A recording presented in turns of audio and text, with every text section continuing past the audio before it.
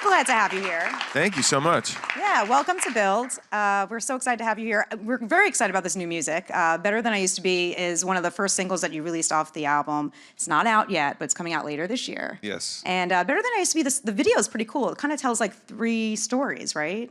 Yeah, there's like kind of 3 different versions of love. There's like a young couple, an old couple, and then 3 boys, which I was the middle kid of 3 boys. So I was like, let's put that story in there. So yeah. That's neat. Now, did you kind of devise most of that yourself? Yeah, I mean, we sat down with a director in Nashville, a friend of mine, and I went through the story, and we're like, what would be really cool to tell a story? And yeah, so lately these days, I feel like the more I just lean in and do it with a friend, usually it's something I believe in more than, you know, you get pitched something. We should do this, or we should put you in a big, like, Mercedes hopping, you know, and like, you're like, I don't know, man. Not my style. Yeah. Okay, let's do it. Then you're like, what's happening? Yeah. But you have kind of more control over this music now. I mean, you're with a new management company and new label, right? Yeah, I mean, I put out, this is my 5th record, which is crazy, and I put out 2 with Columbia Records and then 2 with Republic, and then we were just like, man, music industry's changing so much. I mean, the music industry's changed more in the last few years than it maybe has in the history of the music business. And I was like, well, let's just like start over. Like DIY, I want to do this myself. I want to be like in control of it. We got out of our record deal and we just worked with this really awesome management team in Nashville called Big Loud, and they were making moves and they were young and excited. And I was like, let's start putting out music ourselves. And kind of back when I started making music, it's kind of, I feel like we're doing that again a little bit, which has been really exciting. A little full circle action. Yeah, it's like I'm maybe where I was at, you know, I've been doing it for a minute, is you need to take control of it again and be like, let's get back in the trenches and do this ourselves. And so that's what it feels like on this project. Is it daunting at the same time? I mean, it's different because, you know, if you're used to a label, writing the checks. I guess, you know, you're doing it yourself. Yeah, I mean, it's daunting in that you're investing in yourself. And that's new to me since I started. You know, I've always been on a major label and done it a specific way. I remember when I walked up into a building here and I was 20-something and, you know, they had the big table and the executives had like flown in on helicopters, and it was like, you know, the old school record business. And they were like, we're gonna make you a star, and we're just like smoking a cigarette, listening to like the music, and you're like, what's happening?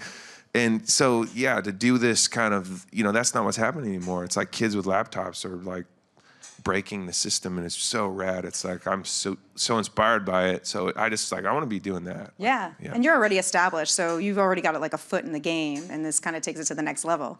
Yeah, I mean, you know, I have my fan base. It's like I've always kind of been this like. Cal Ripken, you know, like maybe not like Big Papi, but like I'm like, I hit singles and I've like done it for a long time and like built fans and people that have, you know, I've been a part of their lives, and now it's coming full circle. You know, some of these artists I've been working with on this record are like, I reached out to them like, oh man, when I was in high school, I rocked that song, and you're like, well, let's do one together. And they're like, that sounds awesome. So yeah, that's been kind of the part of this record that's been really inspiring. It seems like your fans have really a lot of them have been there from the beginning. Seems, you know, is that the case? Yeah, I mean, you know, there's definitely like moments and people that have found you through like the first incarnation, like Nothing Left to Lose was a song that was on the radio, and Grey's Anatomy played the video, and there's that group of people, and then there's like people that maybe found out about me and when Spotify was just happening, and yeah, so you kind of pick people up along the way, which has been awesome. Do you remember hearing Nothing Left to Lose on the radio for the first time? Yes, I think, yes. I remember the first time I heard myself on the radio. Oh yeah? When was that? Someone called me on it was a flip cell phone at the time, and they were like, turn on 94.7, and I was like, ran to the car and like heard it, and you're like, this sounds like when I put my CD in the car. Like, it just sounds exactly the same. It's just playing through the speakers. And then it's the DJs that throw you off. It's not actually hearing your song. It's that was Mat Kearney on 90s. You're like, what? He's saying my name, you know? So like, it's always like the DJs that would throw me off. Like, because I'm used to listening to my CD in my car, like I listen to my music constantly because you're working on it all the time. Yeah. You're getting a mix and you're like, you know, playing it on your stereo. Do you play it when it's like in full? After it's done, you're like, oh, this is great. No. Only when it's in I don't progress. think, I think someone said like, no record is finished. They're only like abandoned, you know, like you never finish it. You just one day decide you like kick it to the curb and you're like, you're done. I'm done with you. But yeah, it's weirdly, I realize I don't really listen to my records after they're made. Huh. Like I played a record, like I have one of my first record. I don't know if I think I listened for the first time in a couple of years. Wow. Which is weird, actually, right? Is that weird? I don't know. You know, maybe. But what'd you think when you heard it? Oh, that was cool. I was like, man. I'm not so bad. As long as I'm like 2 records removed, I hate the last one I did, but I love the one 2 records ago. And it's always that way. Yeah. Well, the last one you did was So even if it was one that like I hated if I put out another one, then I like that one and I hate the next one.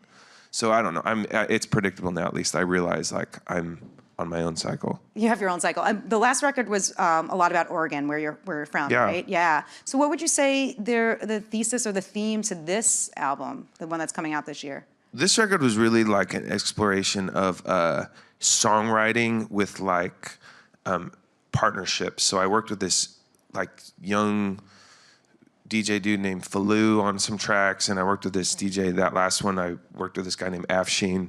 And for me, it was like I've always been a songwriter. I live in Nashville, Tennessee. I'm known for like as the songwriter guy, and you know, but I've always played with genre and it brought weird influences in. And I was like, this one, I was like, well, what if I hacked the system and like I featured the DJs? Like, you know, usually they feature the like singers. I was like, what if I reach out to them and see if they'll be on my record?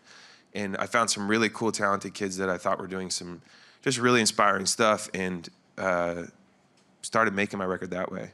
That's cool. I really like what I've heard so far, and I know you have a new single coming out on Friday. I do. Yeah. So tell us about this track. It's called Kings and Queens, and I wrote it with. I took out this band named Judah and the Lion, and they've since like killed it. Now I'm hoping they'll take me out, let me open for them on their next tour. But they've done really well. They opened for like 21 Pilots, and Judah we just became really good friends. And he was one of those guys who's like, man, when I was in high school, I loved your records. And I was like, well, you should come write with me. So we were in my studio in Nashville, and he showed up, and he had this like little melody. He was like, eeny, meeny, miny, mo. I was like, well, I know that song, but that'd be cool to write a song to that. He's like, we should write something like that. And we came up with this really cool concept of like, you know, we don't need this, we don't need that, we don't need like these material things. That we'll be kings and queens in our own mind. And it was just it was like a beautiful day in Nashville. We walked to coffee and came back and just wrote the song. And I was like, that's pretty special. And everybody we played it for just kept saying like, wow, we really like that. I feel like that's how Nashville is. It seems like it's a very big community of amazing talent. It's definitely like a family, and people are nice to each other. And I don't know how you guys do it out here in New York, man. It's hard. We're so tough. It's rough. Yeah, you gotta be tough out here. I already cried like 4 times on the way to the Well, as long as you venue. don't cry on stage, Some then cab it'll guy be yelled at me. I was like, man, I'm trying just to get to my place, and somebody spilled coffee on. No, that's not true. None of that's true. But yeah, Nashville's super cool. It's like songwriters. If everyone from Brooklyn would stop moving there, that'd be cool. It's just stay in your little apartments. Like, you don't need to come to Nashville. We outgrow them all the time. Yeah, everybody, like, my friends would be touring from New York, and they'd be come to my house. They're like, you have a piano in your house? Like, in an actual house? I'm like, yeah, man. It's like a house. That's unheard of here. Like, I thought a house was like 10 feet by 4. You like peed in the corner and... Sorry. Yes, there are a lot of bathrooms in the kitchen Sorry. here. Inappropriate. No, New York's tough, but I'm glad Nashville's working out for you. But it was a friend of yours, right, that brought you to Nashville. You were like hanging out. I was an English major in college. I didn't start doing music till I was in college. Yeah. And I'd written like 3 songs, and my friend said like, hey, if you help me drive across the country, I will, I'll produce some of your songs, which meant he had like a laptop and 1 microphone. That's all it meant. But I was like, yeah, man, I'll help you drive across the country. And we moved to Nashville, and I was supposed to be there for like a month, and yeah, I haven't left. And we just started doing music. I was like, wow, I love this. I called home, said I'm dropping out of school, and Never look back. Yeah. And you Maybe, yeah, I haven't looked back yet. Not yet. No regrets. Not yet. Maybe next year. But you weren't thinking about doing music. I mean, you got into it late in the game. You were playing soccer. Yeah, I was a soccer player in college, and I was an English major. So the only way I figured you could like work the system was like writing. That was all I was good at. So I could like kind of BS my way through things by writing something. I knew I'm a pretty good writer. And my roommate had a guitar, and I knew like it was too hard to learn people's songs. Like I would try learning like covers, you know, at that time it was like a John Mayer cover or something. And I was like, wow, this song's hard. Like he's good. And so I would just write my own things. It was just so much easier to play a few chords and just write my own songs. And my friends heard me like, that was really cool. I'm like, really? You know? And the more I kept doing it, the more I fell in love with it. And it was just like all I wanted to do. I was just like, man, just would sit at home and write songs all the time. And people started responding to them. And this guy at actually John Mayer's label heard it, and it kind of took off from there. I know, it's great. And you've played with John Mayer since then, right? You guys toured. And, we did tour. You know? Yeah, I was on a little kid on the Continuum tour. It was my first big tour, and which was a really cool record to be a part of. And looking back now, but yeah, I remember we played Madison Square Garden. Wow. It was very intimidating. What was that like?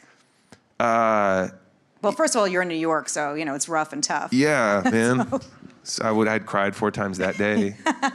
As you do. Yeah. You walk,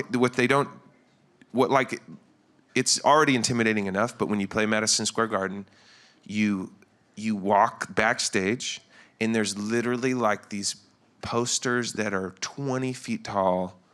Right before you go on the stage, there's a hallway of them, and it's like the Beatles and like Rolling Stones and like U2, and they're just like huge. And then they're like, okay, go play. You know, it's just super intimidating. And you go on the stage, and it is, New York crowds are historically, like, you have to work for them. And it was actually a turning point for me, because I remember, like, first song, I was like, wow, this is not going to go well. Like, this, like, first row is just like, what are you doing? You know? But by the end of I was like, I'm grinding. I'm going to get these people. And I just was working it. Everything I had in me, every piece of heart, like, every joke I could tell. And by the end, we played the last song, and like I noticed like the first row stood up, and then other people stood up, and we got this like 3/4 standing ovation. And I was like, man, wow, if we did it here, like this, maybe I should keep doing this. I should not go back to Starbucks. This should be what I'm doing. And so yeah, it was like a turning point for me. Well, we're glad you didn't give up. That's for sure. What was the oddest job that you've ever had? The what? The oddest, weirdest job that you've ever had? I was the janitorial service at a baseball stadium. Oh, wow. All right. That's kind of cool. You get to watch some baseball games. No, you didn't watch them. Everyone goes and just, you eat your peanuts. You're like, you just think you throw those nuts wherever, right? No one's going to pick those up. Some kid, 15-year-old kid with a broom is picking up those peanuts. Just know that when you throw those peanuts on the ground. Next time you go, take 2 it with people you. clean the whole stadium. 2? Bathrooms, everything. You and one other person? Yes. That's it? It was stupid. You must have been there for hours. It was like, you started at 4 in the morning. Yeah. You let a Boy Scout troop in, and they would kind of push the garbage around, but not really pick it up. They just kind of like move it, like smear it on everything. And then you had to kind of come through and clean everything up. Wow. Well, it was awful. We're glad you're going on tour, and you'll be out on the road starting next month, right? It's crazy. Yeah, we're doing like a 30-city tour across America and Canada, and it's awesome. What can we expect on the road? Like, how do you get ready for a show? This long into your career, you have so much music. The set list gets a little harder every album, and that's kind of fun though. Like now you can like look at Spotify and be like, people in Detroit really like this song. I don't do that. I probably should. But you could. It goes back to like the music business changing. What we talked about earlier. It is really changing, and it's just I think people think songwriter, and sometimes they don't. We put on like just a cool show. It's like I feel like it's really dramatic for what people expect, and it's like highs and lows, and it's like a great movie, I guess. Make you laugh, make you cry, make you dance. Cry 4 times, only in New York. Yeah. So you have a bunch of new music, and one of the songs is written about your daughter. That is true. You're a dad to a 1-year-old, Olive. Right? I'm a new father, yes. Yeah, congratulations. Thank you very much. Yeah. How's that? First, tell us about the song, because it's very Is this sweet. where you post a picture of my I Instagram? know, that would be great if you we were like should. the Today Show or something. Today Show. Like we're in eating cupcakes. Yeah. What was your question? Sorry. What the song it's really sweet about your daughter. Yeah, it was written like we were just talking about like, man, I can't wait for this to happen. And so we wrote the song. Well, they're all kind of about her, I guess. You know, it's like your songs reflect your life. I didn't want to write a children's record, so they're not like literally, but they all end up being about that. And there's a song called "I Can't Wait for You to Get Here," and it was just kind of, we're waiting, and it's just this thing, like under my wife's belly. You're like, I know you're there, but you're not there. It was very odd. So we wrote this song really about just, I can't wait for you to get here. Was that very like emotional dad story? No, that wasn't at all. It was kind of this sweet. thing under this thing. But yeah, it's just been amazing, and it makes you get up and work harder every day. Do you think you'll be able to take her out on the road, or you'll be kind of coming back and forth? Yeah, we've already kind of got the family bus going. Nice. All right, life is I'm very going to see, different. hopefully. Yeah. Hopefully I'll be able to sleep. Yeah. You're like, oh, I needed a break. Yeah. Yeah, but it sounds like it's going really well. And does your wife inspire your music as well? Yeah, I mean, I feel like the Young Love record was like her record. Just Kids was like my nostalgic, like looking back to where I came from. And this record is kind of, we had a really intense year. This record is like, there's definitely some like super emotional moments. My wife's, we had someone pass away super dear to us. We found out we were pregnant the next day. And I was like, okay, like life is short. I love what I do. I love writing music. I feel like I'm just starting. That's when we were like, okay, out of my record deal, new management, let's go. Like, I'm ready to go. Like, I want to do this in a way that is really inspiring to me. And so she really had a huge part of kind of lights going on, like, you know, let's go. Like, this is a second wind in what I do. I feel like you've managed to each album grow and change the style and the sound. How do you think this one plays into the bigger picture of your catalog? This one is like definitely more that like deep house, tropical house influenced, kind of chilled out record, but then with kind of serious songs, Nashville songs, I guess. Nashville songs. Like just like a real, you know, songwriter songs and like organic, like we'd sit there and I'd write a song and I was like, okay, we wrote this dope song. Now what would be an interesting like organic drop that would happen? That would be very visceral and like it wouldn't be cerebral. It would like hit your body. And that was the goal, was like, let's have like really smart songs and then these moments that feel like what electronic music does, where it just like is about it's not about words, it's about like a feeling. You've collaborated with various people, you know, through the years. Dream collaborator? Dream collaborator would be either Springsteen, Yes. Tribe Called Quest, or yeah. Okay, this is gonna be a little rapid question part of this interview. What are you binge watching right now? Binge watching. What did we just binge watch? The Americans. We're so behind the times. I was just like, we're looking for a show. We don't really have a good show. Is that bad? Sorry if you work for Americans. It's good. But not your favorite. What's one of your favorites? We watched Ozark. That was super awesome. Oh, yeah. Okay. I watched a lot of TV, yeah. Netflix. What's your favorite movie of all down. time? Favorite movie of all time would be Magnolia. Oh, okay. Yeah. Is that a weird one? Frogs Falling is awesome. What's your Fargo. Fargo? TV show we just, yeah. Oh, yeah, TV Sorry. show. I went back a question. Yeah, we're like, oh, Fargo. And what about the album that influenced you the most? Paul Simon's Graceland. Yeah, that's Probably. Because that was my first one as a kid. I was like super young, and it was my dad's record, and it was like blending like African. And Paul Simon's always someone that's played with genre really weird. Like he had a folk band, and then he just keeps changing. That's really interesting to me. So talented. Yeah. And you're changing a lot too, though. First concert that you ever attended? The first concert I ever attended was the Nylons. Where was that, in Oregon? Eugene? They're a vocal band who sing like In the Jungle. What's that song? Oh, Awimbowe. yeah. That was them. That's a classic. I was like, I'm gonna do this. Like, nylon suits, singing like doo-wop. Here you are. Like, this is what I'm gonna do. Well, it's been so great talking with you. We have some questions from the fans in the audience. Awesome. So hang tight before you go. Who's up first? Hey, Matt. Hey, how you doing? Good, thanks. I love hearing about what inspires your writing, but I'm wondering with a new song, like what comes first? Is it a lyric or a melody or like a vibe? What's your jumping off point? It's always different. You know, there's like, sometimes there's like for me, it's always weird, and I'll sometimes sit down with my guitar and write like a song. Sometimes it's like a track you make, and it's almost like a hip hop song where you're just like coming up with words, you know, and the track inspires it. So I like to jump between those two, find the tension of those kind of two styles. Cool. Thanks for that. Who's next? Hey, so Hey, man. I was just wondering, like you've toured to a lot of places. Is there one particular city that you enjoy going to? One city, New York, man, it's great. Yeah. Do you say that at every place? Yes. Yeah, wherever I am. Wherever you are. Thanks for the question. Next up. I didn't answer him then, did I? It's okay. Hi. So hearing your janitor story at the baseball field, I was thinking of your song "Ships in the Night." I don't know, for some reason that song, which I really love.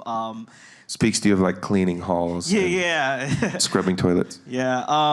So does how is your writing process when you write different music? With that song, it was "Ships in the Night." We sat down. We had this piano riff, bling bling bling bling bling bling bling, and I was like, "That's so good! Oh my goodness, that's like the best thing ever." And I had the title "Ships in the Night," and we wrote the chorus, and then it took maybe 6 months to finish it, of like probably 80 hours, which is usually not the case. Usually, songs follow this guy, the best ones. They write them in 10 minutes. But that one, I just couldn't find the story.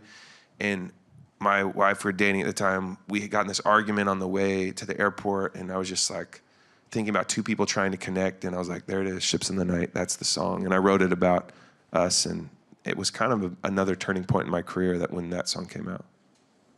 Cool. Yeah. Thanks for those questions. Matt, thanks for coming by today. The new album's out this spring. You're on tour very soon. Let's hear it one more time from Matt Kearney. Thank you guys, thank you so much.